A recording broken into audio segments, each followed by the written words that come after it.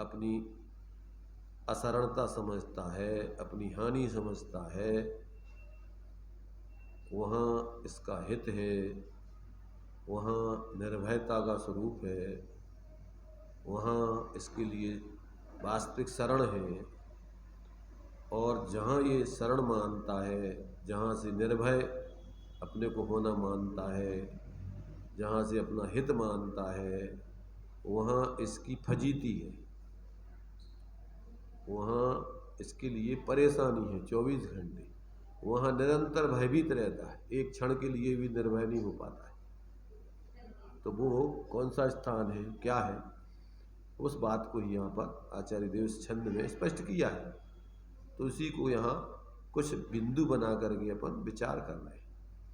अभी अपन ने सामान्य रूप से इसकी चर्चा कर ली थी, अब इसका विशेष एक एक बिंदु के माध्यम से इस पर विचार स्पष्टीकरण करते हैं।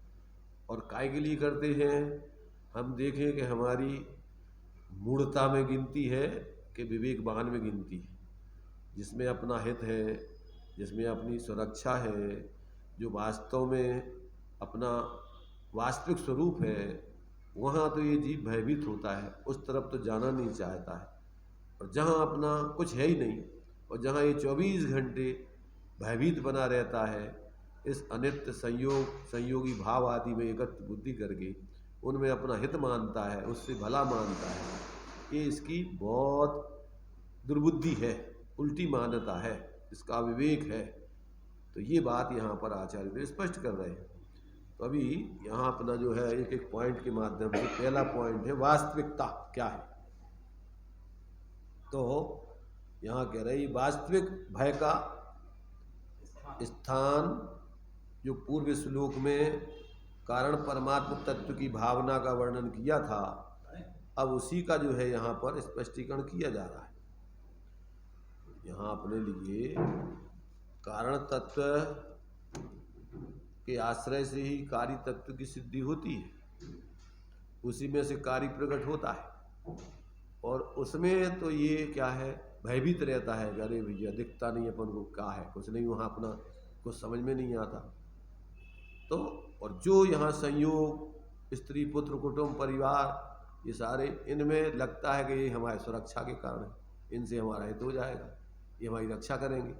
वो तो कोई रक्षा करने का क्या सवाल है उसमें, परद्रव्य तेरी कैसे रक्षा करें और कैसे तेरे आश्रयभूत हो जाएंगे, कैसे शरण हो जाएंगे। तो इसकी बहुत बड़ी भ्रमणा है। अब उसी बात को यहाँ पर अज्ञानी जीव उसमें कहाँ भय मान रहा है, कहाँ निर्भयता मान रहा हो, वास्तविकता क्या है, ये बात इसमें बतलाई। वास्तविक भय का स्थान पूर्व श्लोक में कारण परमात्मा तत्व की भावना का वर्णन था। उस वर्णन को सुनकर किन्हीं भाइयों को कैसा लग सकता है कि वह तो बड़ी कठिन और भय वाली बात है, हमें तो सीधा सुखदायी या घर का रहना ही लग रहा है। कहाँ का दंडफन, अकेले रहो, सबसे विविध सोचो, कुटुंब का परिहार करो, ये क्या आते हैं।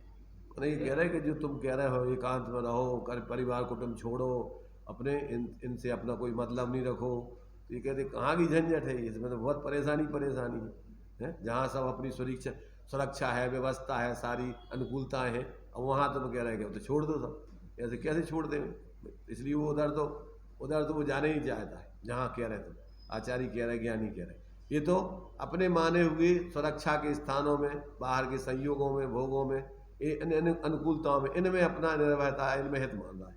सबसे विविध सोचो मतलब सबसे भिन्न अलग सोचो, एकत्व, हाँ, अभिव्यक्त माने अलग रूप, इन सब मोही जीवों से भिन्न सोचो तुम अपना, इनके बारे में इनका मत सोचो, इनसे संबंधित मत सोचो, अपनी एकत्व भक्त का विचार करो। ये क्या आफते हैं, कैसे गुजारे की बात हो, बड़े भय की बात है। जैसे तो बड़ो बहुत भय है, तो कछु हमें दिखाई नहीं है, इतने हमारी क्या सुरक्षा होगी।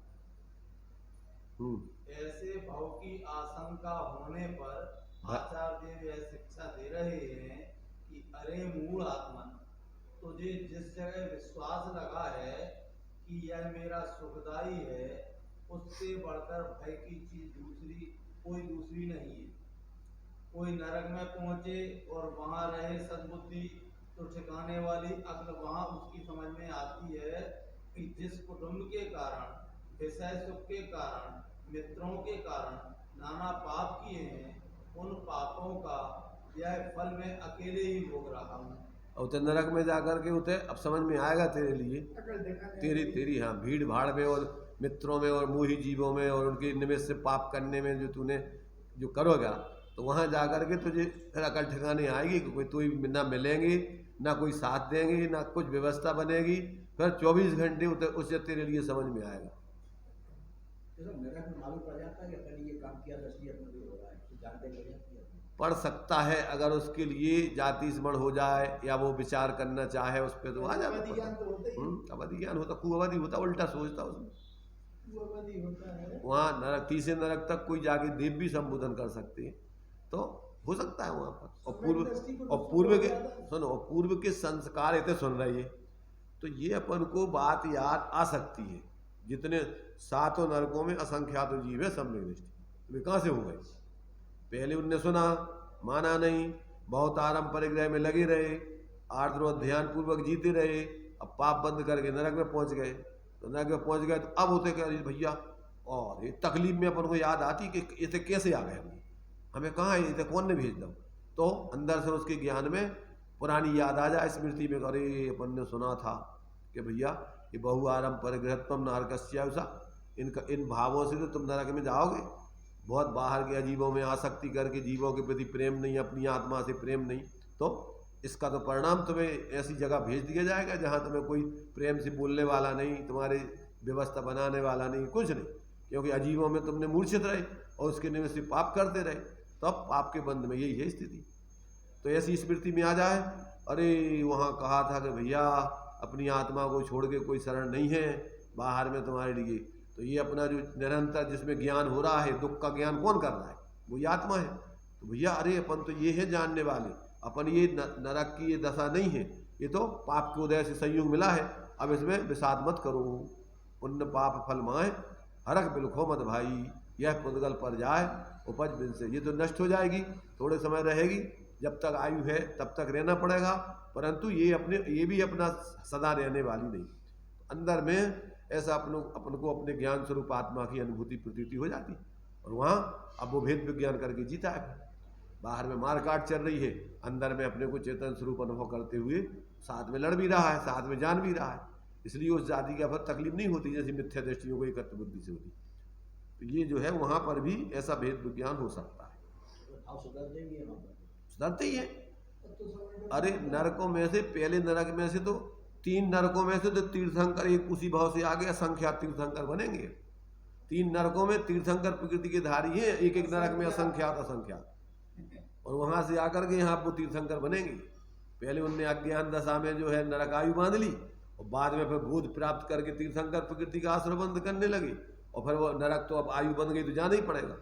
तो वहाँ जाएंगे कुछ एक मन अंतर मुहूर्त के लिए, वो तीर्थंकर प्रकृति का बंध छूटेगा, और सब पहले दूसरे तीसरे नरक में, पहले में जाएंगे अगर तो उसमें नहीं छूटेगा। तो ऐसा जो है, ऐसे 3 नरकों में तो असंख्यातों जीव है एक एक नरक में, कौन तीर्थंकर आएंगे उस एक ही भाव से मोक्ष जाए, माने तीर्थंकर बन के मोक्ष जाए। तो मतलब अपनी गलती ज्ञान में जागृत हो जा, समझ में आ जाए, वहीं से धर्म चालू। जहाँ से अपन को अपनी गलती समझ में आ गई और जहाँ से अपना भ्रम खत्म हो गया, वहीं से धर्म चालू। धर्म क्या है? धर्म अपने स्वभाव की दृष्टि बनी और स्वभाव की वृत्ति अपन ने चालू कर दी, होगा धर्म। वस्तु स्वभाव धर्म, अपन अपने स्वभाव में जीने लग गए, अब परमेकत्व मत छोड़ दिया, बस वहां से चालू हो गया धर्म। तो धर्म क्या है? भाई धर्म कोई बाहर में थोड़ी अपन को मिल